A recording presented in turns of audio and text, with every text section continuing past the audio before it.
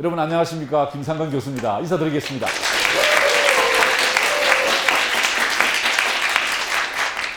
지난 시간에 이어서 우리가 르네상스 여행을 계속하게 될 텐데, 이번에는 이제 두 번째 시간이죠. 이 두 번째 시간에는 르네상스 사람들이, 그 시대의 사람들이 돌아가고자 했던 곳, 그곳에 대한 여행으로 두 번째 시간을 채워볼까 합니다. 르네상스란 뜻은 여러분 잘 아시는 대로 르네상스죠. 다시 탄생했다는 겁니다. 뭐가 다시 탄생했느냐, 그 이야기를 여러분에게 드리고 싶어요.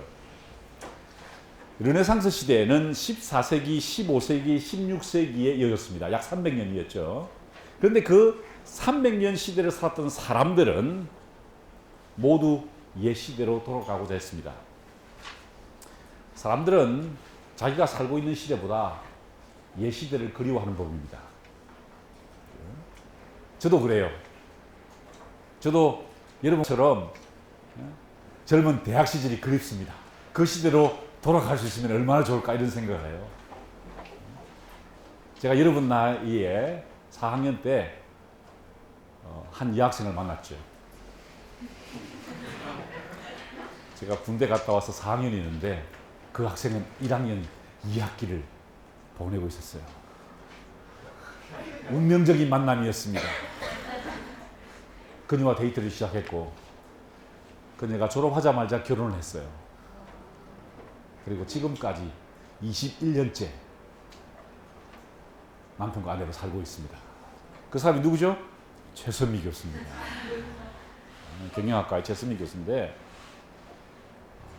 저는 지금보다 옛 시대를 그리워하기 때문에, 옛날의 그녀를 그리워하는 것이 아니라 옛날로 다시 돌아갈 수 있다면 새로운 선택을 했지 않았을까. 그런 시대를 그리워하게 되는데, 다 그래요. 다 옛 시대를 그리워합니다. 그죠? 특별히 그 나이가 들고 시간이 지나면 옛 시대를 그리워하는 경향이 있습니다. 르네상스 시대 사람들이 그리워했던 것이 무엇이었을까요? 바로 그리스와 로마였습니다. 그들은 그곳으로 돌아가고 싶어 했어요. 인간이 어떻게 생각하고 어떻게 행동하는가에 대해서 진지하게 고민했던, 그 르네상스 시대의 사람들이 고민했던 그 고향은 바로 이곳 그리스와 로마였다는 것입니다. 자, 제가 지난 시간에 여러분들께 설명을 드렸습니다. 르네상스라는 단어를 만든 사람은 줄 미셸레라는 프랑스 역사학자였다는 것이죠. 이분이 프랑스사라는 책에서 처음으로 르네상스라는 단어를 사용하게 되는데, 그 책에서 이 사람은 이렇게 분명히 말했습니다. 르네상스란 무엇이 재탄생했는가? 인간과 세계의 발견이었다는 것이죠. 참된 인간의 의미와 넓은 세계의 의미가 발견되었던 그것의 재발견이 르네상스다라고 이야기했습니다. 자, 그렇다면은 그 인간의 발견이 어디서 일어났느냐? 바로 이 그리스에서 일어났다는 것이죠. 이 그리스의 아테네 한복판에 있는 파르테논 신전, 이곳에서 철학자들이, 극작가들이, 시인들이, 법률가들이 논쟁하던 그 인간의 의미에 대해서 르네상스 시대 사람들이, 야, 그 시대가 그립다, 나는 그 시대로 돌아가고 싶다 라고 하면서 르네상스가 촉발되는데, 오늘은 제가 그래서 여러분들께 도대체 이 그리스 시대에 어떤 인간이 발견되었을까? 르네상스 시대 사람들이 이상적으로 생각했던 인간이란 무엇일까에 대해서 한번 생각을 해보도록 하죠. 자, 다시 한 번 더 강조합니다. 제가 이 강의의 앞부분이기 때문에 다시 한 번 더 강조를 하는데, 제가 지금 르네상스 시대 사람들이 보았던 그 과거, 그리스와 로마를 보자고 한 이유는, 우리 시대가 마땅히 마땅히 우리가 르네상스 시대를 돌아봐야 한다는 그 의도에서 제가 르네상스 시대 사람들이 보았던 그리스를 보자는 것입니다. 자, 무슨 말인지 알겠죠? 우리를 보기 위해서 우리는 르네상스를 봐야 된다는 것이죠. 그런데 르네상스 시대 사람들은 그리스를 보았다는 것입니다. 자, 우리는 르네상스 시대의 사람들의 시선을 빌어서 우리의 모습을 발견해야 된다는 것입니다. 그래서 우리는 그리스 시대 사람들이 찾았던 인간의 이상적인 모습을 찾아 나갑니다. 여러분 그리스를 기억하십니까? 그리스는요 신도 인간처럼 육체를 가지고 사랑하고 시기하고 질투하던 존재였다는 것이죠. 아테네 가시면은요 고고학 박물관이 있습니다. 아테네 사람들, 특별히 그리스 사람들의 자부심이 아주 셉니다. 그 박물관에 대해서. 왜? 여러분 루브르나 런던에 있는 뭐 브리티시 뮤지엄이나 다른 나라에 가면은 대부분 다 다른 나라에서 가져온 거죠, 그죠? 루브르에 가면은 뭐 모나리자 이탈리아 거죠. 뭐 중동 간에 가면은 메소포타미아 유적지를 가져와서 전시하고 있어요. 그런데 이 그리스에 가면요 100% 그리스 겁니다. 자부심이 대단해요. 전부 우리 거라는 거예요. 전부 우리 거. 자랑하는 여러 가지 조각 예술 작품 중에 신을 묘사한 이 아름다운 조각을 보십시오. 여러분 기원전 5세기에서 3세기 사이에 지금으로부터 2300년, 2500년, 2600년 전에 이런 조각을 완성했는데 이런 청동을 만들었는데 주제가 뭡니까? 신입니다. 근데 신은 우리 인간들처럼 육체를 가지고 있다는 것이죠. 인간의 몸과 마음을 가진 신을 묘사할 만큼 그리스 사람들은 인간에 대해서 참된 인간성, 이상적인 인간에 대해서 많은 관심을 가지게 되었다는 것입니다. 그래서 오늘 제가 여러분들하고 같이 공부할 주제는 고대 그리스가 발견했던 인간의 의미라는 것입니다. 가장 이상적인 인간은 무엇일까? 그리고 르네상스가 재발견했던 이상적인 인간은 도대체 어떤 모습일까를 함께 생각해 볼 텐데 이것은 옛시대에 대한 공부가 아닙니다. 아시겠죠? 그냥 우리는 지금 역사 공부를 하는 것이 아니라 이 모색을 통해서 우리가 바라봐야 할 이상적인 인간은 무엇일까를 생각해 보자는 것이죠. 우리를 보자는 것입니다. 옛시대의 이야기를 통해서 우리를 보자는 것이 이 수업의 목적이라는 것입니다. 여기가 바로 그리스입니다.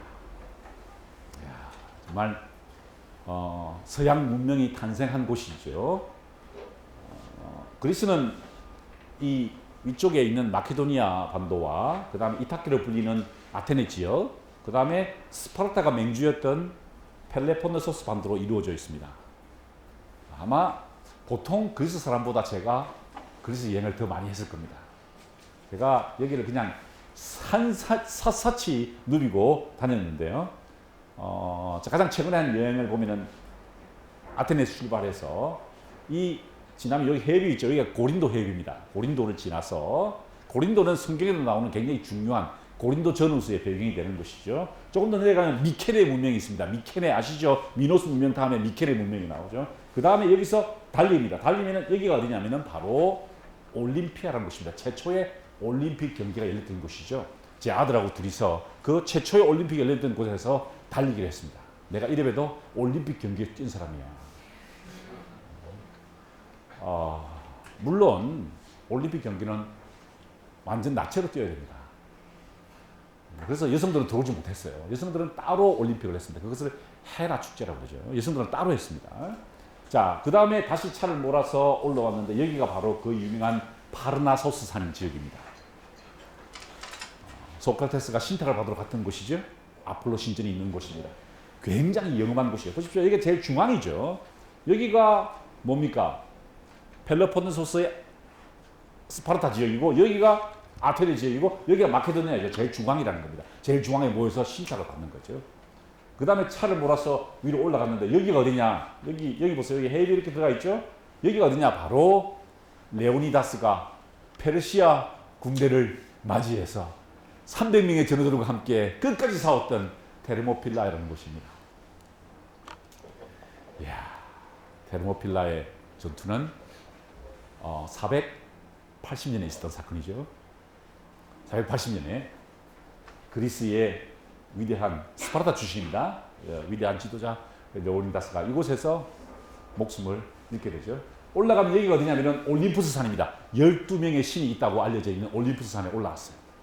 아마 그 산에 올라간 사람 별로 없을 거야. 신을 찾아서 올라갔었어요. 근데 없더라고요. 예. 그 다음에 다시 차를 몰아서 테살로니키를 지나서 저 끝까지, 터키의 끝까지 거기 가면요 수도사들이 살고 있어요. 문명을 뒤로한 채 살고 있는 수도사들이 있거든요.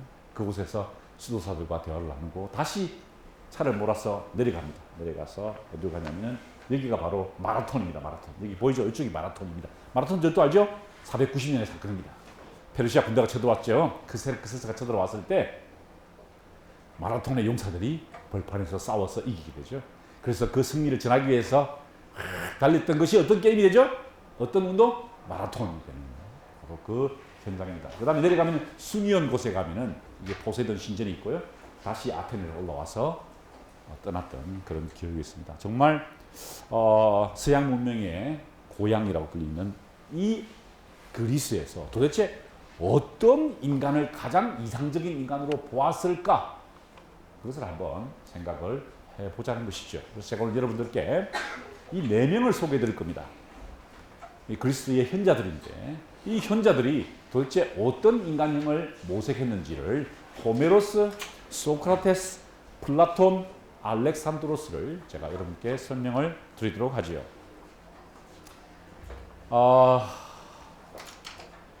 이 사람들이 생각했던 것은 무엇이 이상적인 인간일까에 대한 질문이었습니다. 어떻게 사는 것이 참되게 사는 것일까? 여러분들이 고민하는 그 부분이죠. 여러분은 어떤 고민을 하죠? 나는 누구일까? 이런 고민을 해요? 안 하죠. 자, 이 사람들은요 어떤 고민을 했을까요? 참된 인간이란 무엇일까를 고민했던 겁니다.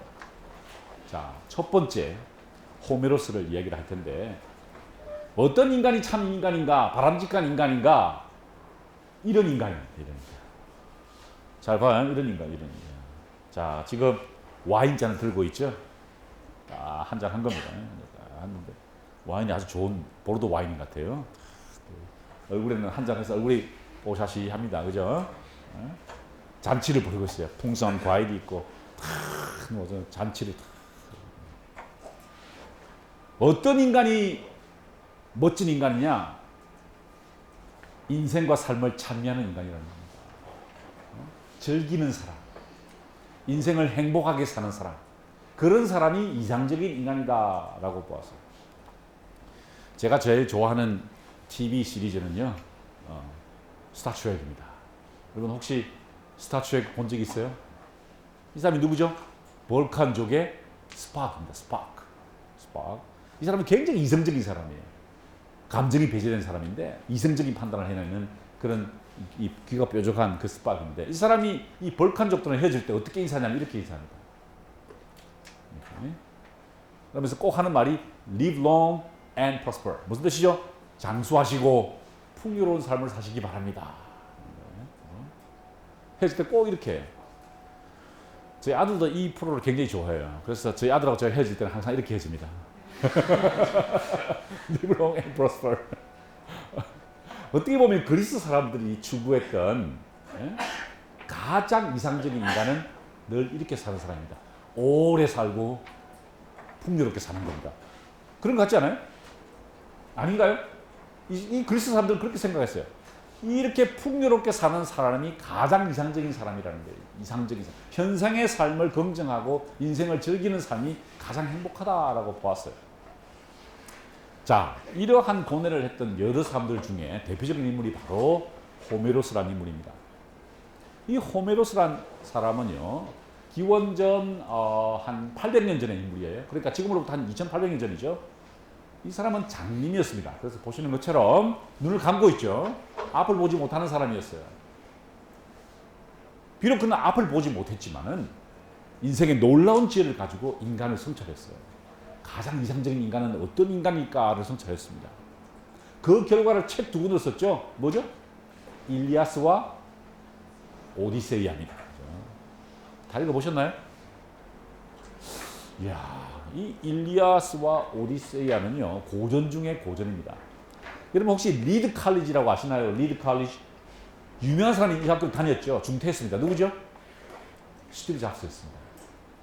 스티브 잡스가 이 학교를 다니다가 중퇴했죠. 그래서 인문교육에 미국에서 제일 좋은 대학 중에 하나입니다. 인문대학인데요. 제가 아는 어느 교수님이 자기 자녀를 이 학교로 보냈어요.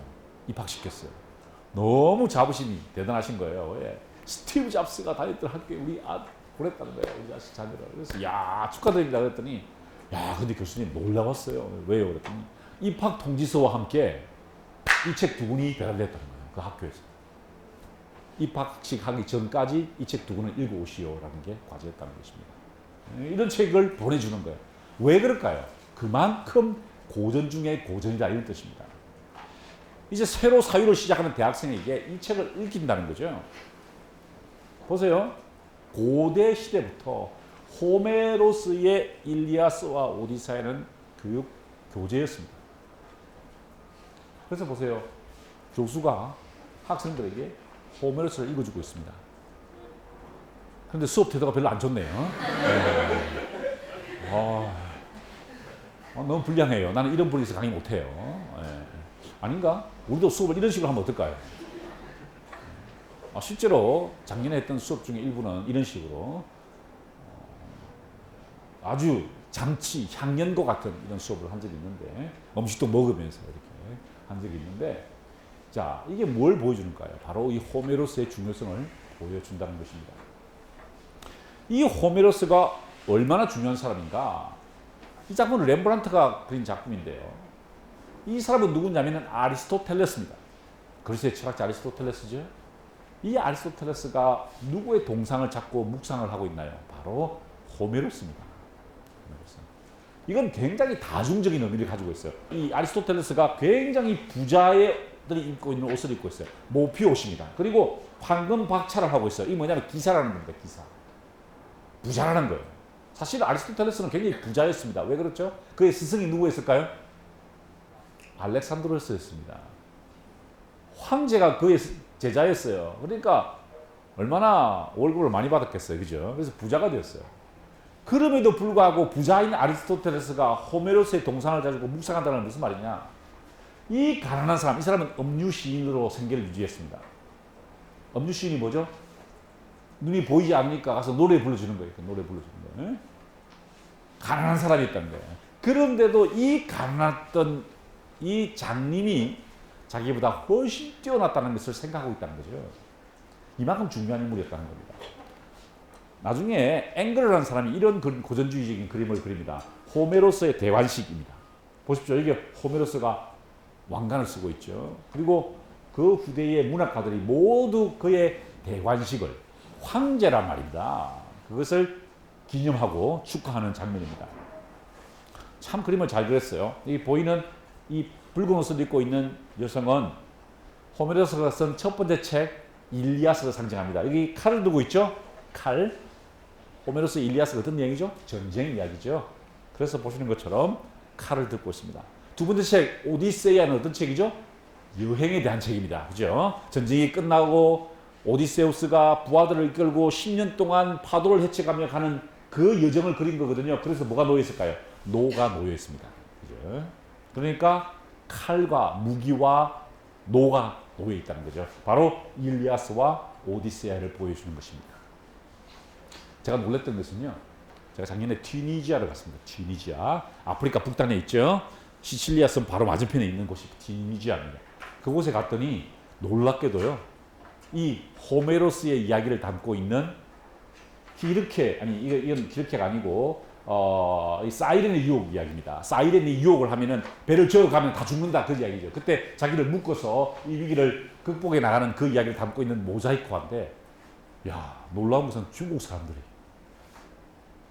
이 그림 앞에서 이 가이드가 열심히 설명하고 있더라고요. 그래서 제가 야 중국 사람들이 관심이 있구나 이런 생각을 제가 해봤습니다. 굉장히 위험했었어요. 그때 튀니지아가 내란 상태였거든요. 근데 그 내란 상태를 무릅쓰고 제가 들어갔는데 아무도 없는 줄 알았어요. 그랬더니 중국 사람들이 와서 이 강의를 하고 있더라고요. 자, 여러분 아마 이 장면을 기억하실 겁니다.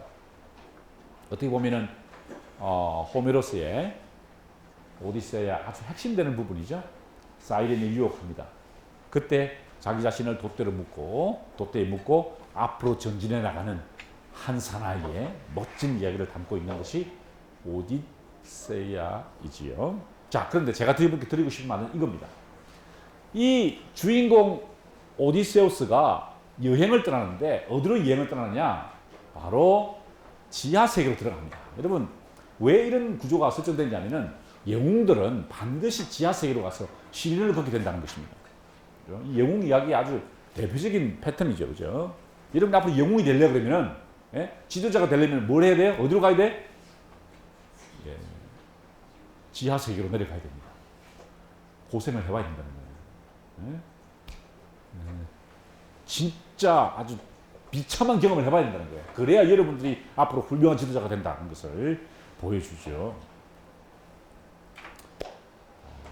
저는 훌륭한 지도자는 아니지만 저는 지옥을 다녀왔습니다. 여러분 나이에 내가 1학년 2학기 때부터 3학년까지 어디서 살았느냐? 난지도에 살았어요.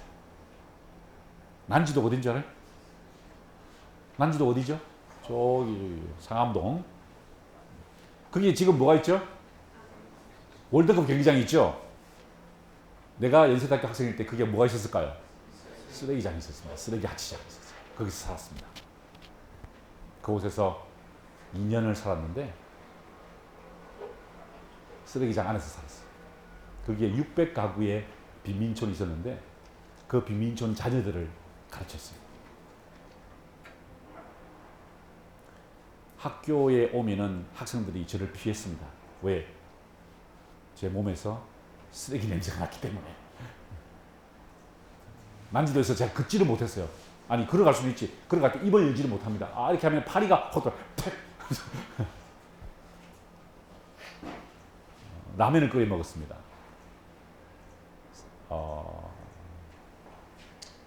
항상 라면을 끓여 먹었는데 라면을 끓여가지고 뚜껑을 탁 열면 파리가요 잠수를 합니다. 물속으로 팍 들어가요. 그러면 숟가락으로 그 파리를 샥 걷어내고 그 육수물에 자다가 자는데 배가 뭐가 툭 떨어져요. 배에 탁 잡으면 뭐 쥐에 쥐가 이만한 쥐가 나를 딱 쳐다봐. 나가! 그곳에서 살았어요. 초등학교를 가지 못한 애들이 많았거든요. 그 학생들을 모아서 야학을 했었습니다. 지옥 같은 삶에서. 정말 지옥 같은 삶에서. 하루에 전기가 3시간 들어왔어요. 그래서 9시부터 12시까지 그때만 전기가 들어와요. 그 지옥 같은 삶을 살았던 기억이 나요. 언제 이런 경험을 해야 되지? 대학생 때 해야 돼요. 여러분 지옥으로 갈 준비를 하세요. 여러분이 영웅으로 살고 싶으면은 지옥으로 갈 준비를 하란 말이에요. 자, 하데스로 내려갔습니다. 하데스로 내려가서 누구를 만날까요? 자기 어머니의 혼령을 만나려고 갔었어요. 그런데 가는 길에 이상한 사람을 만납니다. 누굴까요? 바로 호메로스가 쓴 첫 번째 책 일리아스의 주인공 누구죠? 아킬레우스를 만납니다. 아킬레우스. 이 아킬레우스가 그 지하 세계에 있는 거예요. 왜? 이미 죽었잖아요. 그죠? 어떻게 죽었죠? 아킬레스 근에 화살을 맞았죠. 그죠? 파리스가 쓴 아킬레스 근에 맞아가지고 죽었던 거예요. 그러니까 이 오디세우스가 내려가 보니까 죽은 사람이 누구지? 이 아킬레우스가 있는 거야. 그래서 위로합니다. 지옥에서 죽었으니까 어떻게 하냐면은 트로이 전쟁의 영웅에 있던 아킬레우스요. 죽었다고 너무 슬퍼하지 마시오. 이렇게 위로했어요. 그랬더니 이 아킬레우스가 이렇게 대답합니다. 죽음에 대해 내게 그럴싸하게 말하지 마시오. 영광스러운 오디세우스요. 무슨 말입니까? 살아있는 오디세우스 당신은 영광스럽다는 거예요. 죽어있는 나는 영광스럽지 않다는 거죠. 나는 세상을 떠난 모든 사자들을 통치하느니 내가 지하세계에서 왕노릇하느니 차라리 지상에서 머슴이 되어 농토도 없고 재산도 많지 않은 가난한 사람 밑에서 품이라도 팔고 싶소이다 라고 이야기했답니다. 이게 무슨 말입니까? 어떤 얘기지? 살아있는 게 훨씬 낫다는 겁니다. 죽는 것보다 사는 게 낫다. 우리가 지난 시간에 중세 이야기를 하면서 그죠? 죽음의 의미가 그들을 억눌렀다 그 이야기 했잖아요. 그죠? 근데 이 그리스 시대에 보십시오. 생을 찬미하는 이야기가 나왔다는 겁니다. 생을 찬미하는 이야기였어요. 그러면서 아킬레우스가 옛 시대를 회상해 봅니다. 자기가 살아 있을 때 자기 어머니가 자기를 잡아다가 이 다리를 이 아킬레스건 열을 잡고 물에다 담그죠. 그래서 무적이 되는 거죠. 맞아도 죽지 않는, 화살이 맞아도 죽지 않는. 근데 아킬레스는 이 손을 잡고 있었기 때문에 여기가 약점이 된다는 거죠. 그래서 아킬레스건이라는 표현이 나왔죠. 자기 어머니가 무적의 방패를 만들어주던, 무적의 방패를 만들어주던 그 시절을 기억하고, 또 동료들이 전쟁이 일어났을 때 같이 싸우자고 독려하던 그때의 모습 뭡니까? 오디세우스, 그 다음에 아작스, 피닉스 등이요 같이 싸우자고 호소합니다. 왜 그러냐면은 아킬레우스가 무력이 아주 뛰어난 사람이거든요. 백전백승이에요. 그러니까 같이 가자고 막 스카우트 제의를 하는 거야. 얼마나 기분 좋을까요, 여러분? 그죠? 아직 졸업도 안 됐는데 빨리 가서 일하자고, 좋은 데서 일하자 그러면 기분 좋을 거 아니에요. 그 시대가 그랬다는 거죠. 또 승리의 기획은 어떻습니까? 아킬레우스가 헥토르, 트로이의 왕자였죠. 헥토르를 물리치고 의기양양하게 벌판을 휘젓고 다니던 그 시대를 생각하니, 야, 죽는 것보다 사는 게 낫다는 겁니다. 살아있을 때가 훨씬 더 즐거웠고 삶이 더 고귀하다는 것입니다. 죽음에 대해 내게 그럴싸하게 말하지 마시오라는 이 표현에서 우리는 그리스 사람들이 생각했던 이상적인 삶의 모습을 발견합니다. 무엇일까요? 살아있다는 것. 그것은 찬미의 대상이라는 것입니다. 여러분, 아킬레우스 뜻이 뭔지 아십니까? 아코스와 라오스의 합성입니다. 아코스는 뭐냐? 슬픔이라는 뜻입니다. 라오스는 뭐죠? 사람들이다. 사람들은 언제 슬픈가요? 사람이 죽었을 때 슬프다는 것이죠. 삶이 행복한 것이고 우리는 그것을 추구해야 한다라는 것입니다. 지난 시간에 제가 말씀을 드렸습니다만은 빚은 동방으로부터 한 것이 분명합니다. 그리스도 이집트로부터 영향을 받았어요. 그런데 그 영향권은 모두 죽음의 그림자가 드리워져 있었다. 이 피라미드에서 우리는 죽음의 그림자를 엿볼 수 있다는 것입니다. 여러분, 너무나 잘 아는 투탕카멘의 그 아름다운 조각 작품 뭡니까? 무덤에 부장되던 부장품이었다는 거죠. 죽음과 연관이 있다는 것입니다. 이집트의 죽음의 서라는, 죽음의 책이라는 책이 있는데 이 죽음의 서에 보면은요, 이 이노비스가 사람이 죽으면은 심장을 떼어서 깃털하고 같이 비교해 봅니다. 그래서 무게를 잡아서 어떤 것이 무거운지를 따라서 지옥으로 보내고 천국으로 보내는 역할을 하게 되죠. 심판을 하게 됩니다. 이집트의 문명은 죽음에 대한 것이었다는 것이죠. 스핑크스를 기억하십니까? 여러분, 스핑크스는 뭐 하는 역할을 하죠? 피라미드 앞에서 죽음의 문턱을 지키는 존재였습니다. 그런데 그 영향을 받았던 그리스에서는 이 스핑크스가 죽음의 문턱을 지키는 사람이 아니라 삶의 전환점에 서 있는 것입니다. 자, 어떤 삶의 전환점에서 어떤 역할을 할까요? 여러분, 오이디푸스 신화를 아십니까? 많이 들어본 이야기죠. 오이디푸스 신화. 그죠? 아들이 어머니를 사랑하게 된다는 그런 이야기입니다. 저는 오이디푸스 신화 혹은 오이디푸스 컴플렉스가 굉장히 타당하다 이렇게 봐요. 왜냐하면은 제 아들이 하나 있는데 이 어머니를 차지하기 위해서 나와 경쟁하는 것 같아요. 네? 어릴 때 한 4살쯤 됐을 때 그때 저는 프린스턴에 있었고 제 처는 이타카 코넬에 있었습니다. 코넬 대학교에 이타카에 있었어요. 그래서 7시간 거리인데 보통 주중에는 나는 프린스턴에서 공부하고 우리 와이프는 이타카 코넬 대학에서 공부를 하니까 떨어져 있었어요. 주말 돼서 올라갑니다. 차를 몰고 올라가가지고 너무 피곤하지. 7시간 동안 운전하면 너무 힘들잖아요. 그죠? 그래서 집에 도착해가지고 소파에 탁 앉아가지고 우리 와이프하고 어깨동무를 딱 해요. 잘 있었냐고 이렇게 이야기를 하잖아요. 그러면 제 아들이 4살쯤 된 애가 창문을 열고 딱 나오더니 She is mine. Who are you?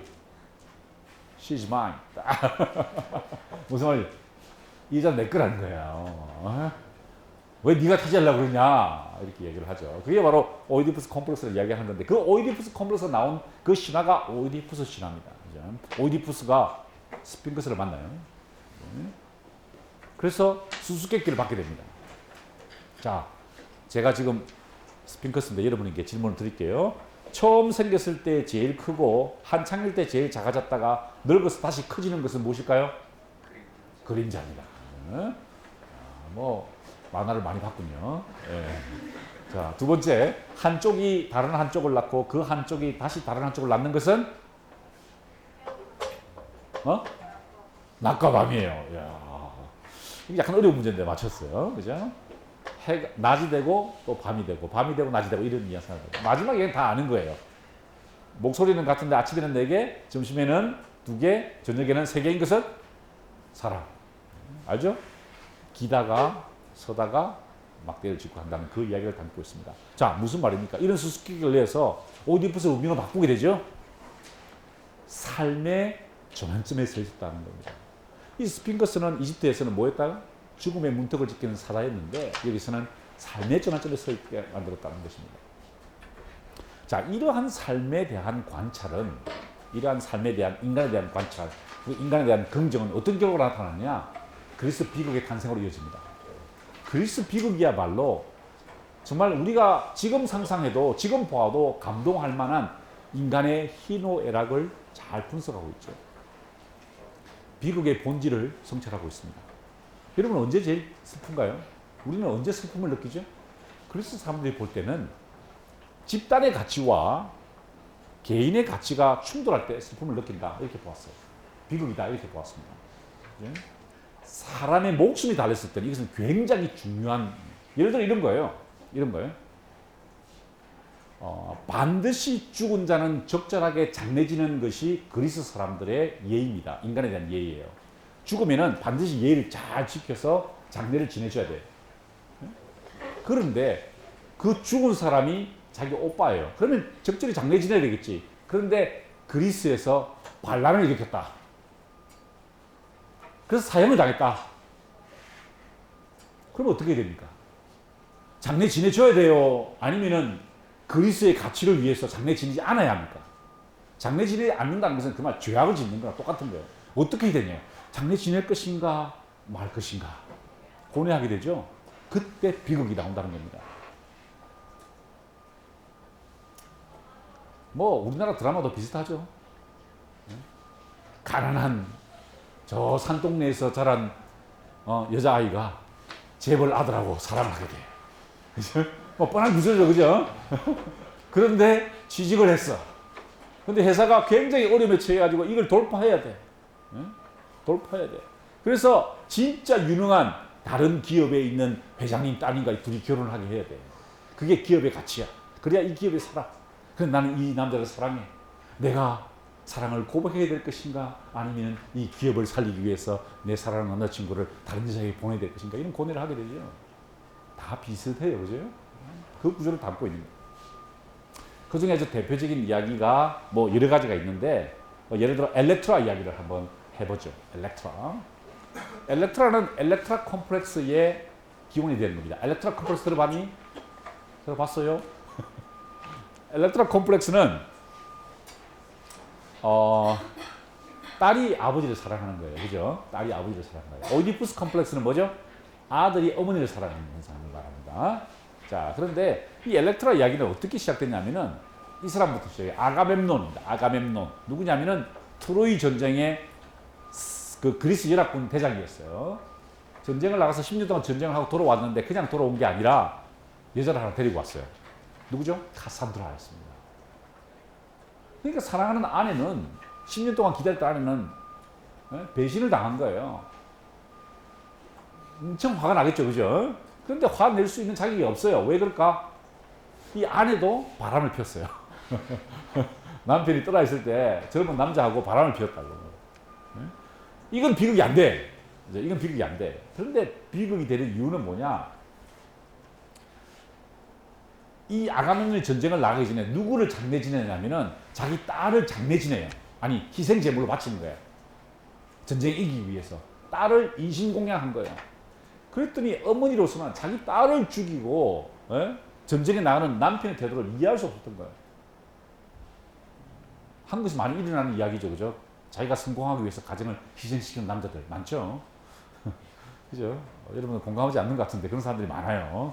가정에 어떤 일이 벌어지는지 전혀 신경 쓰지 않고 그냥 나가서 일만 하는 일주목자들이 굉장히 많은데 그런 현상을 얘기하는 그러면은 자, 그 아내로서는 어떻게 돼? 이걸 복수를 해야 돼, 말아야 돼. 근데 결국 죽이게 됩니다. 어떻게 죽일까요? 그런데 신탁이 내려왔어요. 못 죽일 거라. 왜 못 죽이느냐? 아가멤논은 물에서도 죽지 않고 무태에서도 죽지 않을 것이다. 이렇게 예언이 왔어요. 자, 물에서도 안 죽고 바다에서도 안 죽고 육지에서도 안 죽어요. 그럼 어떻게 죽이면 될까? 공중으로 공중으로 탁 던져가지고 오지. 싹 창으로 딱 찌르면 될 것 같아요. 공중에서 죽은 거니까. 어떻게 죽이냐면 이렇게 죽였어요.